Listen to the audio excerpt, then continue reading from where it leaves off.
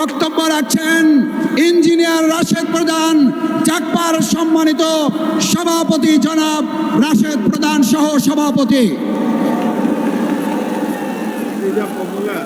বিসমিল্লাহির রহমানির রহিম।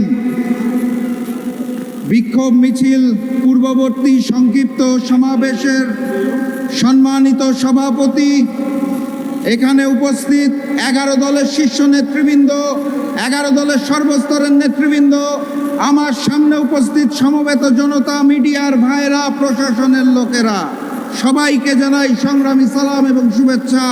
আসসালামু আলাইকুম। একই সাথে একই দিনে দুইটা ভোট হয়েছিল। কয়টা? একটা সংসদ গঠনের জন্য, আরেকটা সংস্কার পরিষদ গঠনের জন্য। একই দিনের একটা ভোটের শপথ তারা নিয়ে বলেছে হালাল, আরেকটা শপথ না নিয়ে ম্যানেজ ভোটে জয়ী হয়ে বলতে চায় হারাম। একই দিনে এক ভোট যদি হালাল হয় তাহলে আরেকটা হারাম হতে পারে না। 70% জনগণের হ্যাঁ ভোটের রায়কে যারা অস্বীকার করে বেঈমানি করতে চায় তাদের স্থান এই বাংলার মসনদে হবে না ইনশাআল্লাহ। যাই বলা হয় তারা একটা শব্দ শুনিয়ে দেয়, কি সেটা? সংবিধান। সংবিধান উচ্চারণ করতে গেলে শেষে আসে ধান। তারা ভেবেছে এটা বোধহয় ধানের শীষ, এই কারণে বারবার বলে সংবিধান।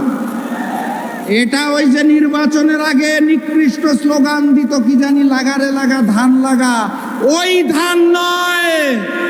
এটা 72-এর মুজিববাদী সংবিধান, যা পরবর্তীতে শেখ হাসিনার সংবিধানে রূপান্তর হয়েছে। সেই সংবিধানকে তারেকবাদের সংবিধান আমরা হতে দেব না। অতএব কথাবার্তা পরিষ্কার, গণভোটের রায়কে সম্মান জানিয়ে বাস্তবায়ন করুন, না হলে যেই আন্দোলন করে তোলা হবে মসনদ থাকবে না ইনশাআল্লাহ। বিজয়ের পথে যাত্রা শুরু, জীবন অথবা মৃত্যু। আসসালামু আলাইকুম।